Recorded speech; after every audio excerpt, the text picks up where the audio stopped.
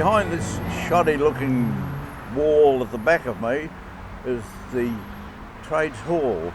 The Trades Hall is the centre in Victoria of the trade union movement, and for many years the centre where the Labor Party had its office. At the time of the split in 1955, the case regarding the DLP, or Anti-Communist Labor Party as it was at that time, went to the court, and after an extensive hearing it was decided by the judge that the Anti-Communist Labor Party was the true part of the Labor Party and had a right to exist and had a right to the possessions of the Labor Party. The result of that, the Anti-Communist Labor Party, which later became the Democratic Labor Party, they got possession of the typewriters and all the equipment and the cars and the office. The office was just behind me, behind these frowsy looking protection wall. Now the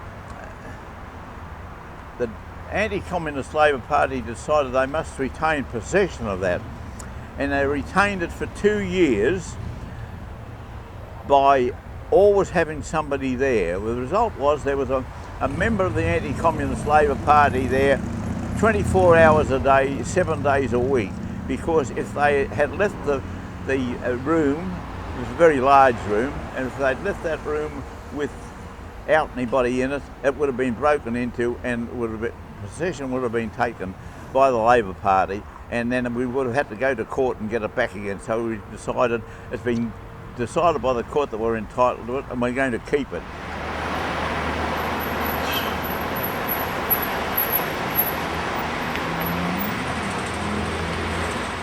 Well, we kept it for 2 years, and finally they decided that it wasn't worth the trouble of keeping it. It was better to let the Labor Party have it and we'd have our office somewhere else, because we were never going to get back together again. As we had to have somebody there 24 hours a day, it was necessary to draw up a roster so that we always had somebody who would volunteer to go there. Well, I had my turn, only did it 2 or 3 times, but some fellas did it just about every week, and we couldn't get in the front door, which is just around the corner. We couldn't get in the front door because the Labor Party wouldn't give us access to the Trades Hall. They wouldn't allow us in the front door. They said, you've got the room, but you're not going to get in the door, you know. So we said, right, we're going through the window. So we used to come down here, and there'd be a chap in there, been there for perhaps 8 hours, and you'd relieve him up with the window.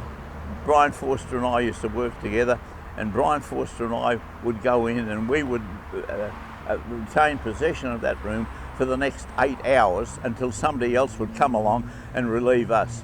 Now that went on for 2 years, and then finally they just said enough's enough, and we don't want it. Actually, we don't want to be back with the Labor Party. We do better on our own. So we gave up the struggle to try and retain the name of the Labor Party. We became the Democratic Labor Party, and that was one of the things. Well, because that was only the start and went on for 20 years, but never again did we get to the position where we had to get in through a window to do the job. We did the job in other ways, but not through getting into windows. We left that to the ALP to do.